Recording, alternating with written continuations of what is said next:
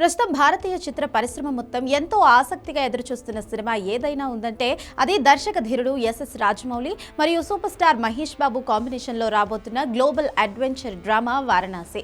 ఈ సినిమా గురించి రోజుకొక వార్త సోషల్ మీడియాలో వైరల్ అవుతోంది. తాజాగా అందుతున్న సమాచారం ప్రకారం ఈ సినిమాలో రాజమౌళి ఒక ఊహించని సరికొత్త ప్రయోగాన్ని చేయబోతున్నారు.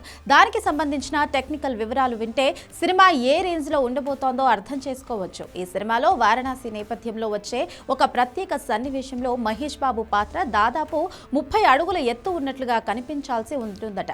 అంటే సాధారణ మనిషి ఎత్తు కంటే 5 రెట్లు ఎక్కువ. కేవలం ఏదో గ్రాఫిక్స్ చేసి వదిలేయకుండా ఆ సన్నివేశం ఎంతో రియలిస్టిక్ గా ఉండాలని రాజమౌళి ప్లాన్ చేస్తున్నారు.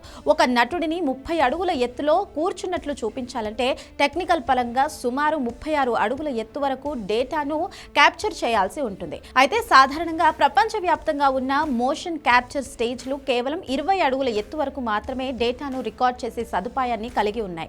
రాజమౌళి ప్రపంచ దేశాలన్నీ తిరిగినా ఆయన ఆశించిన 30+ అడుగుల ఎత్తును క్యాప్చర్ చేసే స్టేజ్ ఎక్కడా లభించలేదని తెలుస్తోంది. కానీ ఈ అసాధ్యమైన పనిని మన తెలుగు గడ్డపై ఉన్న అన్నపూర్ణ స్టూడియోస్ సుసాధ్యం చేసింది.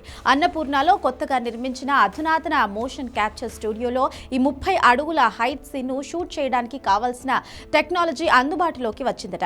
గతంలో ఎన్నడూ చూడని విధంగా ఈ సీన్ ఉండబోతుందని సినిమా వర్గాలు చెబుతున్నాయి. ఈ సినిమాలో త్రేతాయుగం నేపథ్యంలో వచ్చే ఒక 25 నిమిషాల థ్రిల్లింగ్ ఎపిసోడ్ సినిమాకే హైలైట్ గా నిలవనుంది. ఈ భారీ ఎపిసోడ్ లోని మహేష్ బాబును అంతటి భారీ కటౌట్ తో చూపించబోతున్నారట. పురాణ గాథలను ఆధునిక అడ్వెంచర్ సినిమాలకు ముడిపెట్టడంలో రాజమౌళి దిట్ట అని మనందరికీ తెలిసిందే. ఇప్పుడు ఈ త్రేతాయుగం అంశం సినిమాపై అంచనాలను ఒక్కసారిగా ఆకాశానికి చేర్చింది.